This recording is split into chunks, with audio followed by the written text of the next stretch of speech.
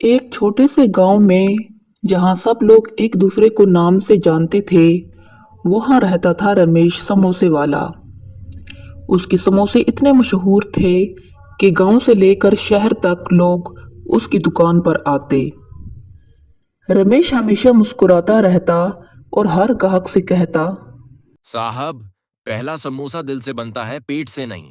एक दिन रमेश ने सोचा कि वो अपने समोसे शहर के मेले में बेचेगा ताकि सबको उसका जायका मालूम हो। लेकिन एक मसला था, उसके पास सिर्फ एक छोटा तवा था और घी बहुत कम। रमेश ने दिल में कहा, अल्लाह रिस्क देने वाला है, कोशिश मेरी होगी। वो अपनी छोटी सी साइकिल पर समोसे और तवा रखकर निकल पड़ा।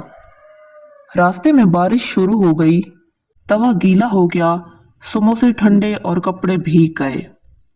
लेकिन रमेश हंसता हुआ बोला, समोसा ठंडा हो या गर्म, अगर नियत गर्म हो तो मजा वैसा ही रहता है। मेले में एक समोसा मुकाबला हो रहा था। बड़े बड़े होटलों के शेफ आए थे। सबके पास चमकते बर्तन और महंगा सामान।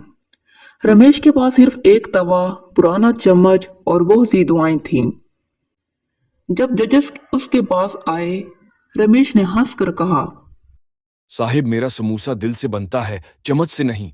उसने समोसे तले, इन पर हरा धनिया डाला, थोड़ा नमक छिड़का और जब जजेस ने चखा, सबके चेहरों पर मुस्कुराहट आ गई। एक जज बोला, ये तो बचपन का जायका है। रमेश मुकाबला जीत गया। उसे इनाम में एक नया स्टाइल मिला जिस पर लिखा था, रमेश के दिल वाले समोसे। गांव वापस आकर उसने अपने साथ काम करने वाले सब बच्चों को भी शरीक किया ताकि वो भी सीखें कि कभी हिम्मत ना हारना, चाहे तवा छोटा ही क्यों ना हो।